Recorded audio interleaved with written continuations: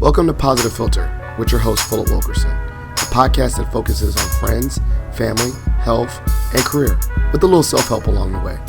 Please join me in this journey for self-improvement, and I hope what I have to share will make you a better person, thus making the world a better place. I hope you enjoy the show. I hope you enjoy the show.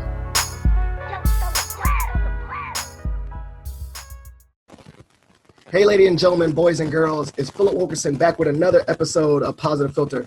I'm joined by a special guest, but everyone is a special guest to me. I am joined by the good, honorable, I don't know if you say honorable, James Walkinshaw, who is the Braddock District Supervisor. Now, before I go into, let him introduce himself, I think if you followed my podcast and my podcast journey, you'd realize that, I've been more engaged in local politics and being more aware of what's going on in my community, but not necessarily did I grow up with the understanding of how local government works, how to get involved. And it was just ironic that I got more involved in local politics because of student involvement at Mason, particularly being the advisor for the NAACP and being more involved in Alpha. And it was kind of shout out to the students to show me as an adult how to get politically involved. And I think through all those circles, I kind of come to meet James, which is so interesting. So before I get into the episode, Mr. Walkinshaw, would you like to give a little intro about yourself? Sure. Well, thank you, Philip. I'm so excited I know it's been kind of a long time. I've been trying to get on your podcast and make the schedule work. So I'm really excited to be here. My name is James Walkinshaw. I represent the Braddock District on the Fairfax County Board of Supervisors, and the Braddock District is one of 9 districts in Fairfax County. So there are 10 members of the Board of Supervisors, 9 district representatives, and the one chairman representing the entire county. And the Braddock District is essentially central Fairfax County. So if you look at Fairfax County on a map, we are the spine, Braddock Road, from the Beltway out to George Mason, and including George Mason University and a little bit beyond. So, it is the heart of Fairfax County. I like to think it's both the heart and the soul of Fairfax County. And I'm currently serving my first term. I was elected in November of 2019 and sworn in January of 2020. Oh, wow. And so, I don't know, we'll get to that later. I guess you have quite an exciting first year serving in this role. I think something when you got sworn in January, you did not predict that your year would be looking like this. But just kind of dialing back, we see you as a representative now. Can you give us a little bit about how your background in politics? Were you like the most popular guy in your high school and ran for student government? Bring us back to the beginning of that interest in public service or ideally leadership roles. Yeah, Great question. I definitely was not the most popular guy in my high school.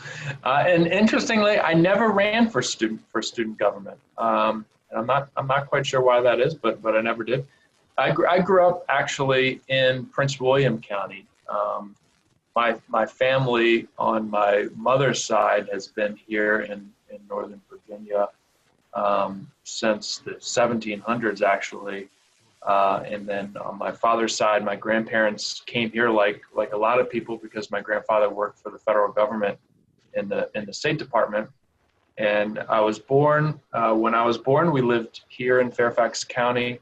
But at a pretty young age, we moved to Western Prince William County, Gainesville, and I grew up there. And, I kind of always had an interest in politics and government growing up, but didn't necessarily have a tangible idea of, what that meant or what I would ultimately want to do with that. And, I can tell you the thing that really kind of got me engaged in politics was in college. It was the height of the Iraq War. And, this kind of gets lost today. And, we're in the midst of a very powerful nationwide protest movement. But at that time period, we had a pretty powerful nationwide protest movement with, Americans coming out in huge numbers and expressing their concerns in opposition to the ongoing war in Iraq and the casualty numbers that had been, increasing dramatically. So I was engaged kind of in that movement at a low level in college, and a lot of concern about, the direction the country was going in at that time. And when I graduated, I moved back home to Prince William County and kind of got involved with politics at the local level, in a very grassroots way, helping, people who are running for local office and state office, starting in my home district where I grew up. And from that, kind of one thing led to another. I kept doing that work here in Northern Virginia, both in Prince William and Fairfax County for a while. And ultimately through that, met Jerry Connolly, who was at that time the chairman of the Fairfax County Board of Supervisors. And he ran for Congress in 2008 on an anti-war platform, which is, something that I supported and carried over from my younger years. And I became his chief of staff in Congress when he was elected. And I did that for more than a decade, pretty much up until the time that I was sworn in to this job on the Fairfax County Board of Supervisors. So it wasn't something that I planned out at kind of an early age, but one thing led to another, and I ended up here with you, Philip. Wow, I mean, that's quite the overview. And I was thinking about like all the questions, and, really listening, and you kind of explained how like Jerry Connolly was the chair of the Fairfax County, and that kind of get him to Congress. So you kind of see the micro to the macro, or opposite, macro to micro.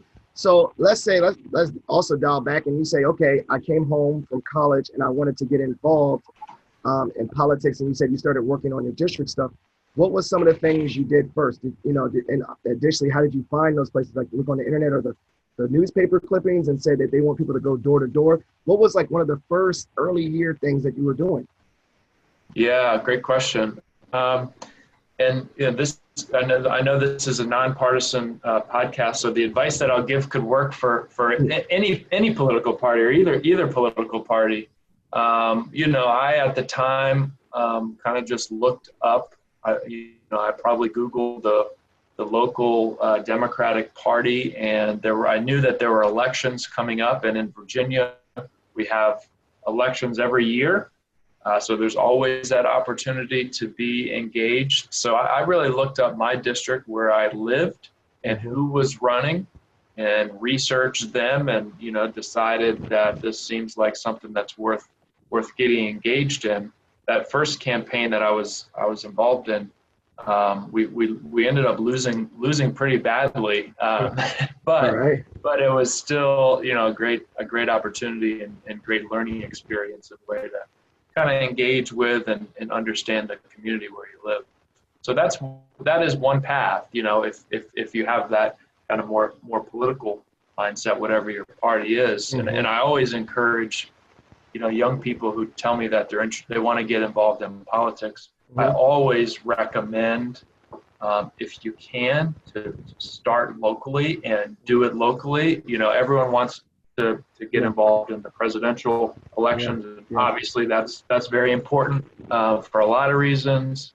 But I kind of think you can get a better understanding of the process and the way things work, and you have a chance probably to be more engaged on a substantive level in a local campaign or a smaller state campaign. Because if you sign up to help with, Philip Wilkerson for president campaign, you'll be one of thousands and thousands of people, and they'll give you the list of doors to go knock on, and you'll go do it, which is a great thing to do and important. But if you can get yourself engaged more locally on a more granular level, you'll be able to take on more responsibilities, see the full picture, how everything happens and how everything comes together. So I always recommend that to people, whatever their party is. Now, when you were first starting out, and obviously you were just doing the volunteering for the for your local districts out in Prince William County, obviously that was just a volunteer opportunity and you had a full-time job. When you joined Jerry Connolly's staff, did that switch over and become like a full-time job? Yeah, and I had some, campaign jobs that were full-time before that. I managed a few campaigns. I started off volunteering and eventually was able to kind of prove myself and fortunate enough to have paying jobs. They didn't pay very much and they tend to be seasonal, right? Because when the election's over, you're out of a job. So that it's a tough lifestyle for people who do that. But yeah, my first really permanent or semi-permanent full-time job was as the chief of staff on Capitol Hill. Was that when you became the chief of staff on Capitol Hill? Was that like, I'll say the turning point, but was that the point in your mindset where it's like, okay, before all this stuff with Jerry, before I did this was a volunteer thing, but now I see this as a career? When did it start turning into this is a career option rather than, a side volunteerism and public service? Yeah, I think probably before that I had decided that at least I wanted a phase of my career to be politics and government and trying to kind of create a more just country and community and society. I had decided that I wanted that to be a career, but I think I didn't know exactly how that would play out and where exactly or how it would happen. And so circumstances kind of intervened and made it happen in that particular way. So if that hadn't happened for whatever reason, I would have still pursued it, but obviously would have had to find different avenues. And I couldn't tell you what those would have been. Yeah, right. And so like, a lot of, I give a lot of kudos, a lot of people, a lot of public speaking, getting in the front of people, and, obviously that's putting yourself out there. It could be quite intimidating. Is there a part of the skills, like, did you feel like you had more, like you had those people skills and there's more like the knowledge, or you're more like the behind the scenes, information and research policy stuff? Like which, what kind of drew you to it? Are you more of a public facing person that you're comfortable with getting in front of a lot of people, or you're more like, I like to do a lot of research and reading and policy making and stuff? Yeah, that's a great question. And I will say that the public facing portion of it is kind of something that I've had to develop on my own. I think naturally, probably a little bit more in the introverted direction. Very happy to have been behind the scenes and out of the spotlight and the limelight, and to be kind of doing the analysis and coming up with the strategies and approaches. And I did that for a long time. So transitioning into this role that I'm in now is has been kind of a transition, and something that I've had to develop and continue trying to work on developing. So, I mean, just curious, what are some ways that you felt like you had to develop? So, for instance, I'm very comfortable talking to a lot of people. I'm an extrovert to the max, but I wanted to be more prepared with my speech. So I joined Toastmasters to be more refined. Is there anything like you did to kind of train yourself, or just, use mentorship? Like, how did you feel like you had areas that you needed to grow, particularly as a politician, and what ways that, informal ways or ways that you, found ways to get better or develop? Yeah. I think one way that I've gone about it, and when I ran for this job in 2019, over the course of the year, I went out and knocked on 15,000 doors, and yours was one. I I think that is how we first met, actually. Yeah. You were out doing some yard work or something, and I came in and interrupted you. But for me, that process, it was necessary and I think helpful, in terms of winning the election. But I wanted to force myself to do that because having those thousands and thousands of conversations with the people that I hope to represent makes it much easier for me to communicate with them because I have a better understanding of it. It gave me the chance to kind of try out, different approaches to listening to them and talking to them and test out, the ideas and platforms and all the things that I want to say, and also kind of forced me as someone who maybe is more naturally introverted to get out there every single day and just walk right up to people or knock on their door and introduce myself and say, here I am, and here's what I'd like to do, and can you share with me your perspective and your thoughts, and those one-on-one conversations I think actually make the larger group conversations that I have more effective, I hope. And in terms of my preparation, I've been fortunate that I spent most of my career behind the scenes helping other people, for the most part, Congressman Connolly, but others also, give those public presentations and give a speech or participate in a debate. So I was always at the back of the room kind of jotting down, here's what you should do better, here's what you need to adjust, here's what you should say, here's what you shouldn't say, which is much easier, by the way. It's much easier to be at the back of the room criticizing than to be at the front of the room, having to say it yourself. But I think that having done that allows me to kind of to detach from what I'm doing and saying and try to look at it objectively and say, okay, here's what I need to do differently and here's what I need to do better. So I try to take that same approach as if I'm also, giving myself advice and trying to improve that way. Wow. So can you, tell me, when you being surprised in yourself, when was the time where you're like, wow, I can't, like, for instance, like, not say flow state, but you did something that you just, like you said earlier, you never thought you could do. Do you have any like moment where you spoke in front of a bunch of people and you never thought you could, like, do you ever have like a weird, like, reflexive moment, like, wow, this is where I'm at, and like a story of like, dang, I did that so far, I can't believe that, just so curious, because, like a lot of people, I think, don't see, as you said, don't see where they end up in life. You said it was a bunch of just meeting people, but has there been a time where you just reflected and said, wow, this is, I spoke in front of 1,000 people. I've never done something like that before. You ever had a moment like that? Yeah. I don't know that I've ever spoken in front of 1,000 people. I would say a couple hundred. In my role, a couple hundred is probably the max that you'll get. I will say, one of the hardest things, and when you run for office, it's a competition, right? And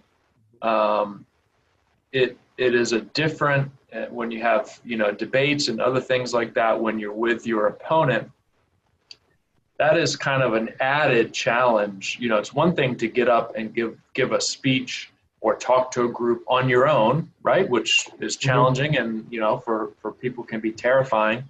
But imagine doing that, and at the same time you got this other person next to you, right, who you're in a competition with, and is going to criticize you and maybe point out the flaws in things that you've said, and that is a particularly challenging environment.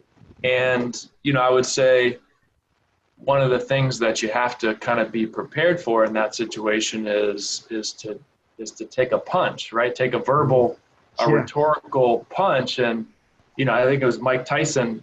Mike Tyson said, or maybe his coach said, everyone has a plan until they get punched in the face, right? And, you know, being prepared for that and going through that is one of the harder aspects of it. And I completely understand why a lot of people wouldn't want to have anything to do with that kind of process. But in this kind of role, that's just part of it. So that's tough. And, you know, I went through that in my campaign without kind of getting into the details of it. So just being able to withstand that and get through it, I think for anyone is an accomplishment. Yeah, I think I was about to say mental sparring. You know, obviously it's like, yeah, go back and forth and debating. And I think I'm very nice. I bet I kind of agree that would probably throw me off as well. Feeling like I have to, you know, be very meticulous on my words and think about how I said this and how I said that, because someone else is going to use that and go back and forth and down to the article, down to the adjective that you use. You know, they could say, sure, you know, you said some, not all, you know, like that stuff. You know, it's kind of crazy. And it can be personal too. I mean, you know, obviously you could be the victim of, you know, personal attacks that are maybe unfair or untrue. I'm fortunate I haven't really faced that, but you are going to be criticized, you know, about kind of who you are and what you stand for, and, you know, your background and your life, which you might feel makes you very well suited to do this job. Other people aren't going to feel that way, right? So people are, you know, some of the sparring is more than just, I disagree with your position on policy X, right? It can be much more personal than that. And, you know, you have to kind of disassociate from the emotional or psychological response that any human being is going to have, you know, when that comes at you, so that you can continue to focus and try to communicate effectively. Have you ever just have you ever just been discouraged or disappointed and had to reflect on why you're doing public service?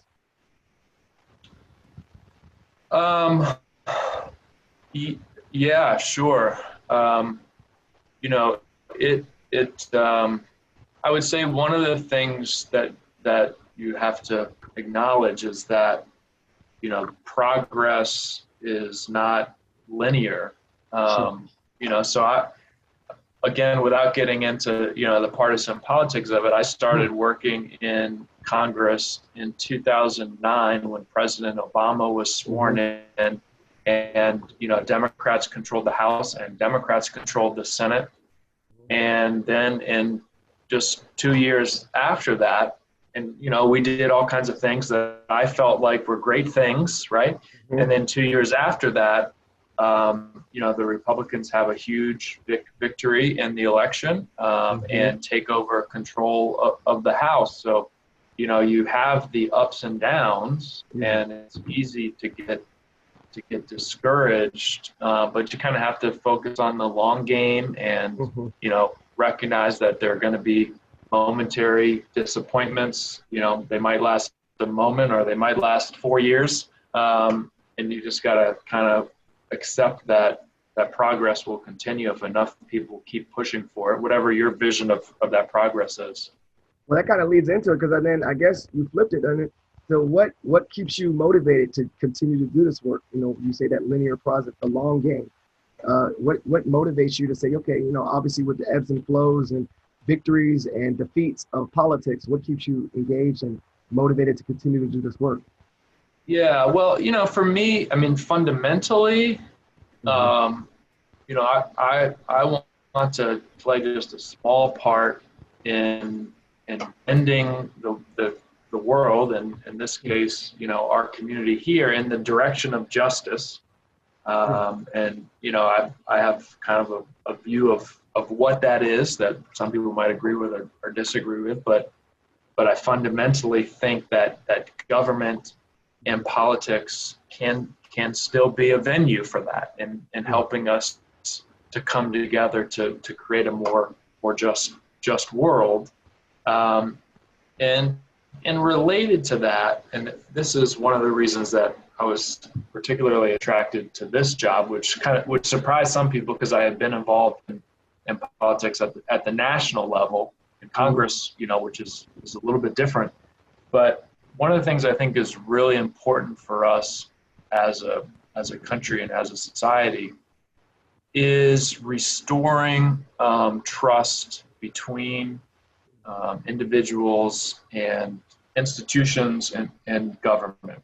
And I think as we've seen, kind of declines in some of the traditional institutions in our society, whether those are, unions and drop in union membership, which was a way for people to come together, or, the decline in terms of attendance in churches and involvement in churches, people are feeling kind of disconnected, and they feel like they don't have a way for their voice to be heard.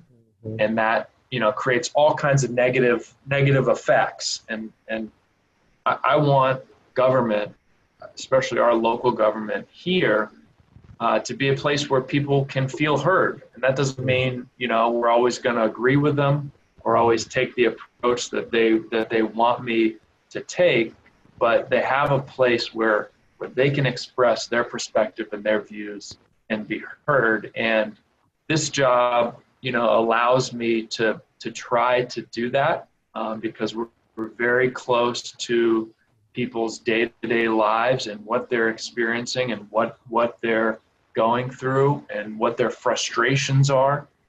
So making sure that, if nothing else, the people that I represent in the Braddock District have an opportunity with me and my office to feel heard. And that means, responding to every email that comes in from them. That means, working day and night to address their specific issues. And I guess, part of my hope in this job is that, again, in a very small way, in a big universe, we can kind of restore just a little bit of that faith that people have in their government. And I think a lot of the faith in government, and I'll speak to my experience, is that it's not this autonomous, detachment where, I don't feel like I can get in communication. And I just realized that, I learned just recently, finding out, you can find out the addresses to anybody that you want to call, or find out their phone number or phone number and address. Because there's a lot of detachment where you see these people that you see on TV, I guess at the top level, presidential level, but at the local level, you can reach out and write a letter, or you can join a town hall, or you can say something. And it's, I don't think it's very apparent to the normal average American how much you can get involved locally. If there's something that you're upset about, join a town hall meeting, or go up to the, town hall meetings and participate. Or like I said, write a letter or do a phone call. And I think what has brought me more awareness is that I have a personal face. I know who you are. You're in the community that I live in. And so I have a face to a name. And I think that gives a little bit more agency to people to get involved in political things, whether that's their local Republican or Democrat county thing, or social activities, NAACP or whatever, because you can see it and you can know that, oh, I can do that, I can jump into that, as opposed to being so far away that it's kind of intimidating.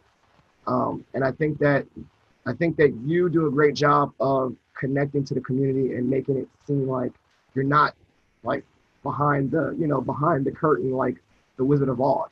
What is going on?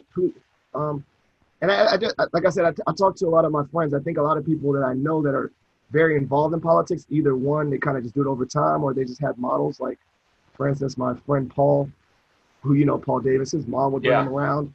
And it's a lot of it is your parents showing you how to get involved and go to speak up at PTA meetings and all these different things.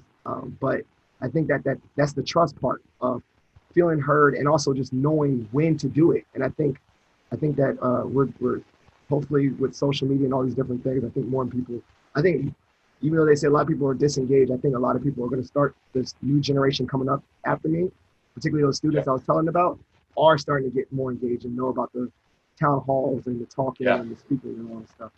One thing along those lines, Philip, and without getting into the substance of the issue, I really loved that after the murder of George Floyd, that President Obama, the statement that he put out, he had some of his own thoughts and ideas in terms of reform, but he told people, the level of government with the opportunity to have the most impact here is actually local. Yeah. And if you want to get engaged on this issue, you need to get engaged at the local level. And I love that he did that, because hopefully it opened the eyes, and I think it has opened the eyes, to a whole new generation of folks in terms of how important local government is to their lives. And it is true on those issues that he was talking about in terms of law enforcement and criminal justice issues, but it is true on a whole host of issues that we could go through. So hopefully that has spurred long-term engagement from folks who otherwise maybe wouldn't have gotten engaged at the local level. Yeah, and I think that you said it best, is that I think almost every national issue you can get involved in the local level, like the education, the schools in the area, or housing, the housing in the area, the roads. Yep. And there's just so many things, so many facets. But I think I'd said it best, like you look around, a new school popped up, you didn't even know about it, but you probably could have had a voice, like right. you could have had a determination on when that school, where that school, the lines of that school, the name of that school.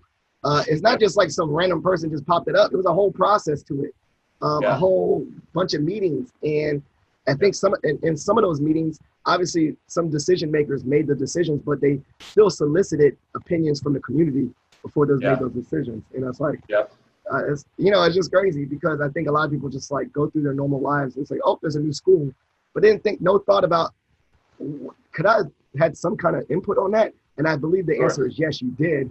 You just probably just didn't look over it and glance over it, because I think sometimes we get a lot of distracted between our daily lives to know, like, I guess we got a lot of things, TV, kids, whatever, to go into, obviously spend a little bit of time separately to invest in our community knowledge as well. Yeah, and one thing that's a priority for me is, one of the things that happens on any level of government, but especially local government, is, the people who get most engaged on an issue are the people who have lived here the longest. And there's a lot of reasons for that, right? I mean, it's understandable when you move somewhere new, it takes a while to kind of figure things out and know where to go and know how to get engaged. It's also the case that, obviously folks who are retired, they're going to have more time to be involved in these issues than, someone who's still working and raising their kids and all of those things. And we want those older folks who have lived in the neighborhood in the area a long time engaged. Absolutely. And they have an incredible amount to offer. But one of the things that's a priority for me is making sure that everyone has the opportunity to get engaged, including younger people and people who maybe haven't lived here in the Braddock District for 20 or 30 years. So I've been, working really hard with George Mason students, especially. And, my view is, if you're here even if you're from Minnesota and you're here for 4 years living on campus at George Mason University or in an off-campus apartment, you are as much a part of this community as someone who's lived here for 30 years.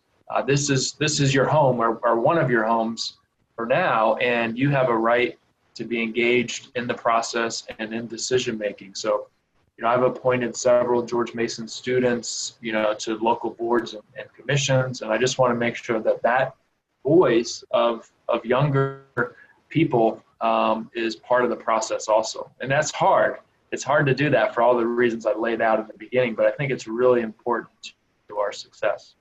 So obviously, your job, and we talked about this offline, this is your public service. Sometimes is viewed, some people, I know some friends of mine that are in public service have like full-time jobs, and that their role in government is like a side job. Still takes up, like, that doesn't take up side job hours, but it's still not their primary income source or whatever. But you flipped it. You said this is different. So can you explain, like, how do you balance that? Like, obviously to, having two hats on or multiple hats. Yeah. So, for the listeners first, every kind of role is a little bit different, so if you're talking to someone who served in the General Assembly, the schedule of what they do is different, and the pay structure and all those things are different than the Board of Supervisors. But so in Fairfax County, the Board of Supervisors is technically, it's a part-time position, and that means you can have outside income. You can have an additional job. It could be full-time if you could make that work, or something else.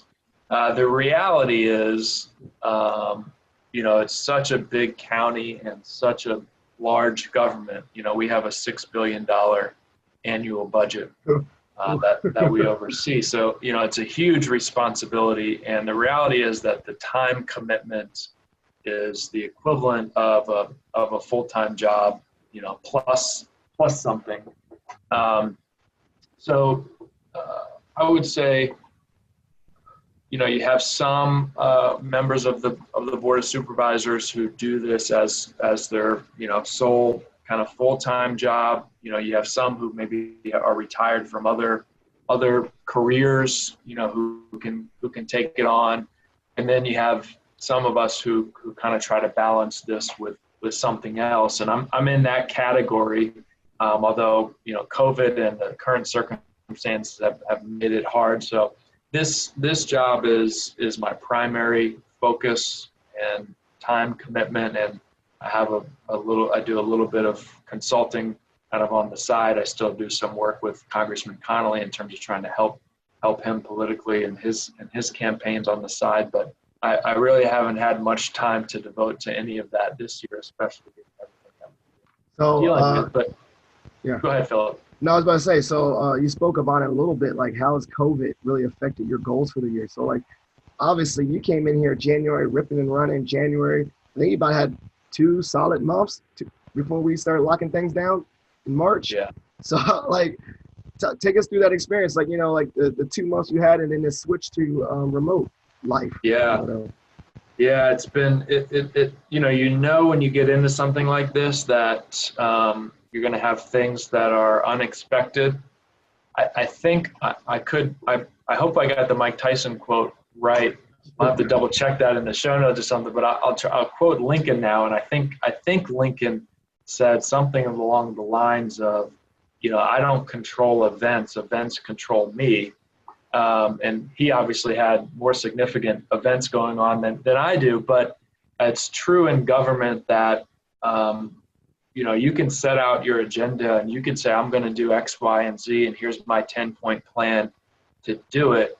But circumstances are going to intervene, and there are going to be unexpected events, whether it's a natural disaster or a renewed focus on a particular area, and you have to just be nimble and respond to that. In terms of COVID, I was sworn in January, and you're right. I mean, it was January, February, and kind of mid-March when everything shut down. So I had a couple of months where I was experiencing, I think, what it is like to be on the Board of Supervisors in relatively normal time. So I was able to, go out to neighborhood events and civic associations and start to interact with people and introduce myself to the people that I represent. And, we had a budget that was in the works that I was very excited about, which was going to, do a lot of the things that I said I wanted to do when I was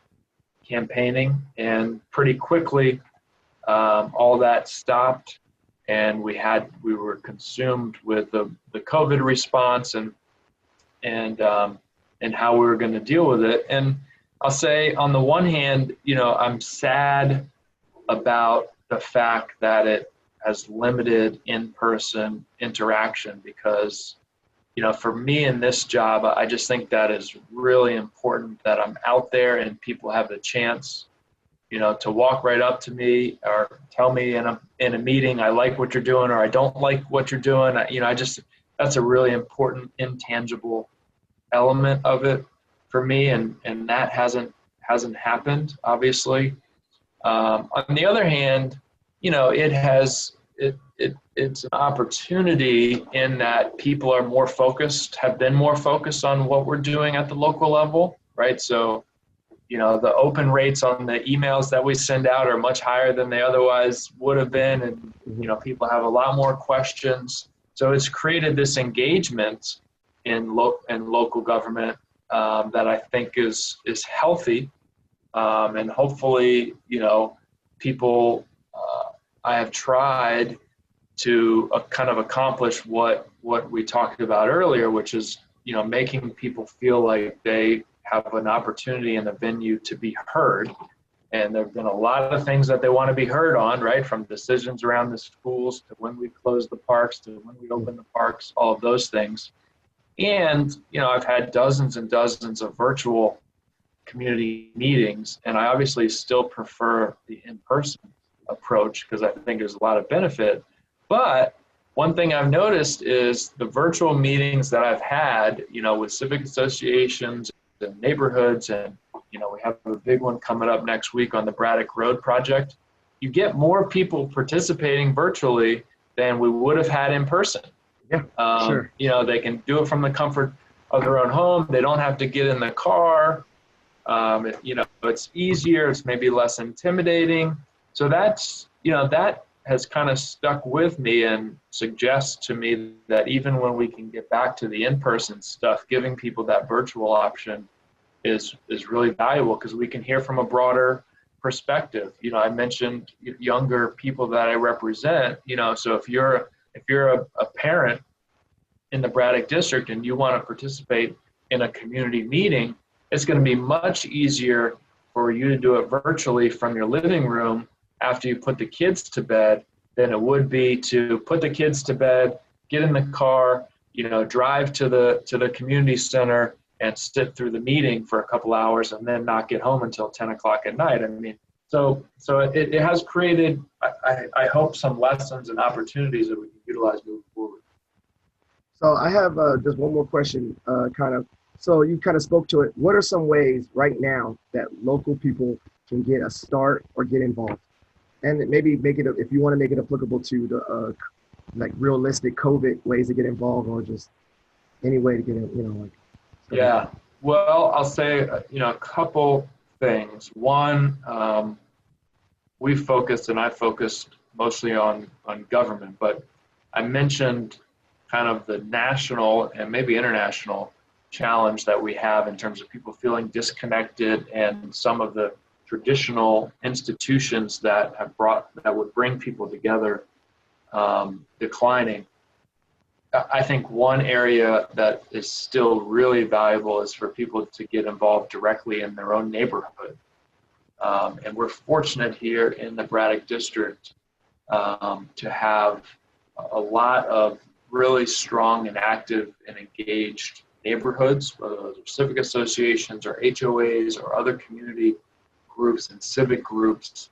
And, given all of the challenges that people in our community are facing with COVID, those groups have really been just incredible assets in terms of coming together, finding ways to come together and support the community and support each other, whether it's raising money, donating to nonprofits, which some of our neighborhoods have done, or organizing their own local food drive to collect food for families that need it in the community. This weekend I went in Signal Hill in my district, and some of the neighbors there organized a school supply drive because even though it's an all virtual start to schools, the kids that are going to be doing the distance learning still need pencils and pens and notebooks and paper and all the normal things that they would need. So the neighborhood has organized that. So get involved in your neighborhood. And I can tell you, for people, if you haven't been engaged with that before, if you reach out to your civic association or HOA, I promise you they will be thrilled to have someone who reaches out to them and wants to get active and engaged, because there aren't too many people. So that would be a great opportunity. And then in terms of government, we are constantly looking for people to serve on the boards and authorities and commissions in Fairfax County. And they are a critical tool for us in terms of engaging the community, getting input from the community. I personally try to appoint people who can fill in the blind spots that I have, right? I'm a 37-year-old white guy living in Ravensworth Farm in the Braddock District. So I'm always looking to appoint people who have different backgrounds and come from different perspectives and have different life experiences so that they can inform my decision-making and our county's decision-making in areas that maybe I don't fully understand. So in order to find those activities, pretty simple. If you email braddock@fairfaxcounty.gov and subscribe to our email alerts, we do a monthly newsletter, the Braddock Beacon, and a weekly advisory emails. When we have those openings, they're always advertised there. So that's a very good, tangible way for people to get involved. Excellent. Well, I kind of lied. That's not our last question. So if you've been a listener of the podcast, we're in our segment called Shot for Shot, where you get to ask me any random question. I get to ask you any random question, not related or not to this show. So do you want to go first or I go first? Okay, a random question for Philip. All right, this is a good opportunity. This is a once in a lifetime opportunity. I get to ask you a question. So here's a question I have. Yeah. And you and I don't think we've talked about this. We've talked about a number of topics, but what led you to create this podcast? Why did you choose this particular platform to communicate what you want to communicate or do what you're trying to do? All right, so that's funny. I think I've gotten used to it because that's like the go-to answer because everyone's like, why? Phil, why? So a while ago, I was just kind of working a job, that wasn't super satisfying, but I just wanted a way to kind of motivate myself. So I would get in my car and right before I go into work, I would put up my cell phone in the little holder, and I would do motivational Mondays or I call them random ramblings of Philip Wilkerson. And I would just talk for like 5 minutes or 6 minutes, just saying something like I had an audience, like something to get me motivated. And it's funny, the random ramblings are still on YouTube. And I realized over time that it was pretty boring. Like I'm just talking in my car. So I was like, well, I'm talking, I'm not a video person, I'm not a YouTuber. Let me just rip the audio and try to do a podcast because I heard that that's like a radio show. And I like talking more. And so I started doing that. Instead of doing those random rambles in my car, I just started doing episodes. But I realized that when I was just talking by myself, it was hard, for me to just talk for like 10 minutes straight about myself or whatever. So I turned it into an interview format because it was allowing me to like connect with people such as yourself and ask questions. So it just turned in from like a thing to motivate myself to get excited for work to like just an opportunity for me to learn. I learn from my guests, and then technically I'm learning and sharing information at the same time because I listen to podcasts all the time, and the ones I like the most are similar to this, are ones that are interview style with guests from different walks of life where they kind of just share their experiences. So that kind of it started. Can I ask a follow-up? Yeah, you sure can. Is that in the rules? Yeah, 100%. What I kind of outlined one of the things that I hope to do in terms of restoring a little bit of that trust in government that people have and giving them a place, an opportunity to feel like they've been heard. What is it that you're trying to communicate with this podcast? I mean, is there an overarching message that you have, or something that if someone sat down and listened to all of your podcast episodes, is there something that you hope they would take away from the overall experience of listening to Philip Wilkerson on his podcast? That's great. I think the overall main thing is like obviously well-being, positivity.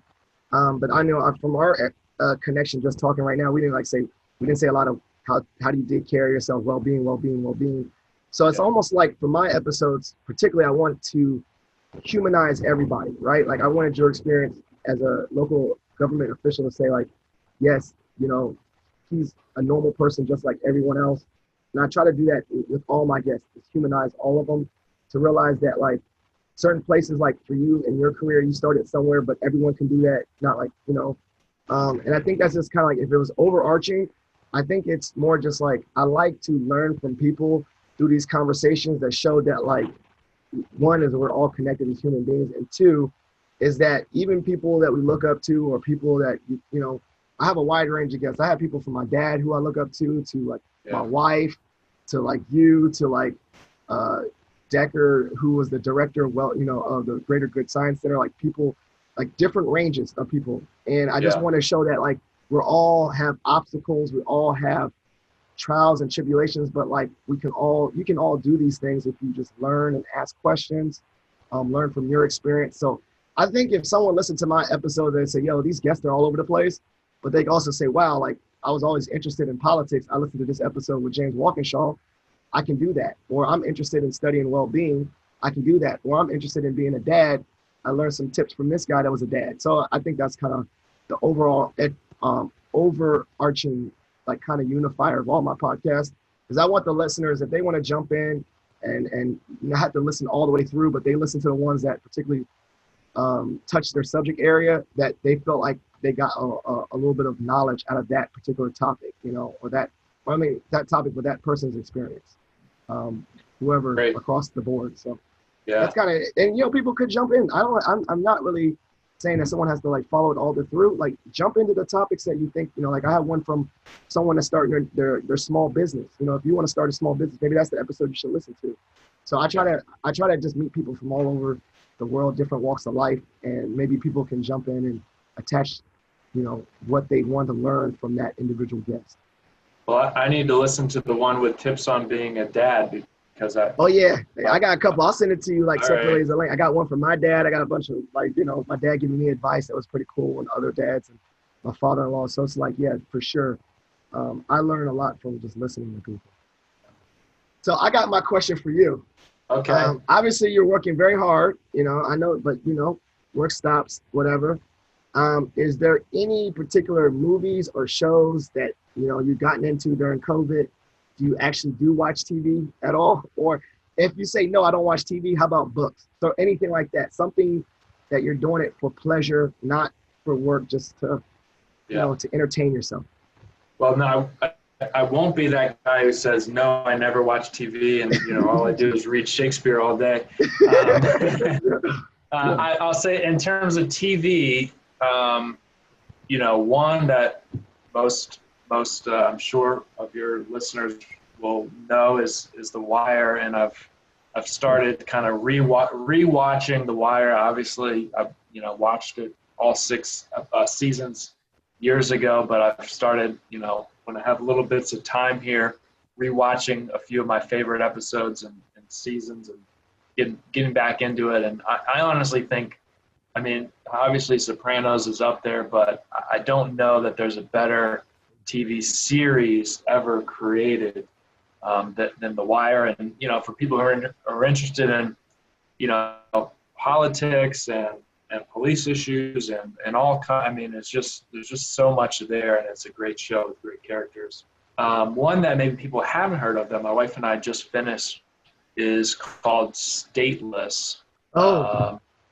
Have you seen it? Okay. My wife is getting into it. Okay. That's her show. Yeah, it is a great series, Australian, I think, on Netflix, and heartbreaking depiction really of the circumstances facing migrants and refugees, and it's focused on Australia, but obviously could just as easily be about the United States or some European countries, and the situation facing migrants and refugees there. So I definitely recommend that if people haven't seen it. Excellent. Well, I definitely got into that. My wife's watching Stateless. The Wire is probably one of the top 5 shows of all time. Definitely need to watch that over again. It's a very like macro view of the world. It goes from like school. It has a season on the school system and politics. It's great. But yeah, so that was great. Got to learn a lot. I took some notes. Definitely a lot of things that the people can take away from this message, from this episode about getting locally involved, and especially learning from your journey. So I want to say thank you so much for being on the show today. as I close out, I usually give opportunity for the guests to do shout outs and plugs. Shout out anyone that you want to shout out, mom, sister, family, whatever. Anyone, give them shout outs. And then plugs. I think you already did that, but maybe reiterate. Plugs will be anything where they can find you or also get involved. So maybe reshare those links or restate those links that you said earlier. So I'll keep my mouth shut and the stage is set. It's all yours. Shout outs and plugs. Shout out. I got to give a shout out to my wife. She's 6 months pregnant, and it's a tough time to be pregnant with COVID and with the intense heat that we've had. She's not enjoying it, but she's really amazing, and we're excited for October 17th, our son's due date coming up. So we're closing in on that. So I got to give her that shout out. And in terms of plugs, like I said before, the best way to get engaged locally in the Braddock District is to email braddock@fairfaxcounty.gov to subscribe to our email newsletters, so you'll get all the community updates, everything that's going on, how to get engaged. Facebook, Supervisor James Walkinshaw, Twitter, @James Walkinshaw, Instagram, @Supervisor James Walkinshaw. So you can just search for me on any of those platforms and you'll find me there. That's great. Well, I'm definitely going to put those in the show notes so people can get involved. It's been a pleasure having you on the show. Definitely love what you're doing. And, obviously we're going to cross paths because I see you randomly on Mason's campus all the time. I was like, I was like, this dude doing here? Hey, what's up? And so, so it's great to have you on the show, but also share your knowledge. Definitely anyone that's interested, take the small steps and just get involved on the local level. As you say, politics, you can only have a voice if you use it or exercise it and participate in the process, a process which is ideally for the people. So don't think that everything is behind the scenes, that is away from the common man. I believe that now I'm learning that more of it is in touch and in your reach if you know where to find the information. So make sure that you do your due diligence and research and look up what's going on in your backyard.